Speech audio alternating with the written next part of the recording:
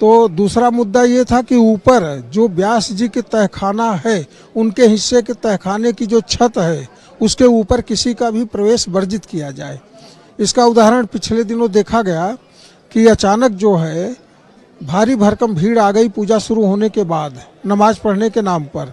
अब इतनी भीड़ को वह छत बर्दाश्त करने लायक नहीं है।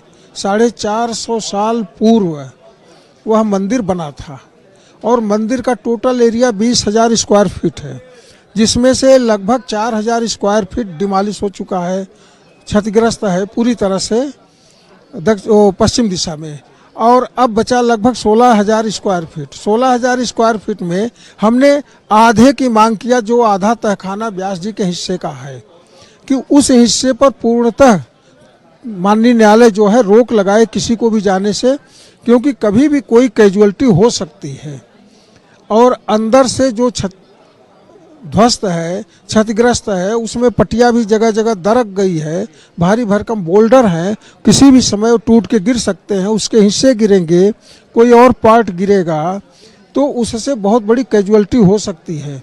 वहाँ पुजारी हैं, पुजारी बैठे हैं, दिन भर पूजा अर्चना चल रही है, श्रद्धालु भी जा रहे हैं बड़ी संख्या में दर्शन पूजन के लिए, इसलिए हमेशा खतरा बना हुआ है। तो माननीय न्यायालय से आग्रह किया गया कि आप संज्ञान में लें और इसको तुरंत जो है वो करें। देखिए, कल मंदिर प्रशासन ने जो कोर्ट में निवेदन किया है वो भी वही मुद्दा है जो हमारा था। कोर्ट में उन्होंने यही कहा है कि अब इसके छत को सुरक्षित रखने की तत्काल आवश्यकता है। अभी पूजा पाठ जहाँ चल रहा है, मुख्य पुजारी जो है वहाँ बैठे हुए हैं, उनके बगल में ही छत से एक टुकड़ा टूट करके बगल में गिरा। हाँ, अब अगर उनके ऊपर गिरा होता तो कैजुअलिटी तो हो ही जाती, टूट के चोट लगता, और अगर कोई पटिया गिरे तो उससे आदमी मर भी सकता है। तो निवेदन उन्होंने भी वही किया है कोर्ट से। अब इसके तत्काल रिपेयर की आवश्यकता है, तत्काल छत पर रोक लगाने की जरूरत है।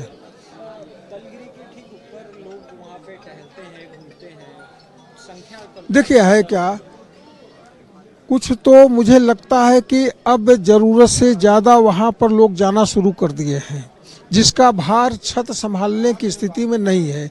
कभी भी छत टूट करके नीचे गिर सकती है। अब हम लोगों का निवेदन यही है माननीय न्यायालय से कि उस पर तत्काल पूर्णतः रोक लगाए, और नहीं तो छत भी गिर सकती है। ऊपर से छत देखने में ठीक लग रही है, लेकिन नीचे से पूरी तरह से जर्जर हो चुकी है। 450 साल पहले जो छत बनी है, आज उसकी स्थिति बहुत दयनीय हो चुकी है। इसलिए हम लोगों ने मांग किया है कि तत्काल उसको रोक लगाया जाए। हमारी मांग को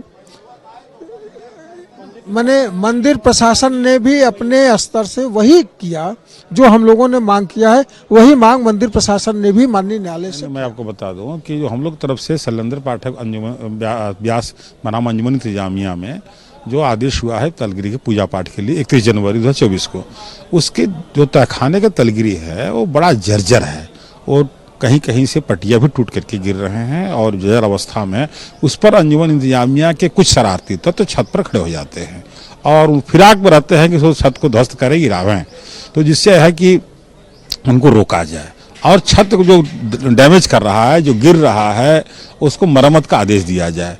इस तरीका का प्रार्थना पत्र राम प्रसाद सिंह द्वारा दिया गया था, जो मुकदमा नंबर 350/21, जो मुकदमा बाद में जिला जज के यहाँ ट्रांसफर करके 4/23 हो गया है, उसमें दिया गया है। इसी तरीका का एक प्रार्थना पत्र जो है काशी विश्वनाथ ट्रस्ट की ओर से उनके अधिवक्ता रवि कुमार पांडे जी द्वारा दिया गया, जो कि कापी हमको प्राप्त हुई है।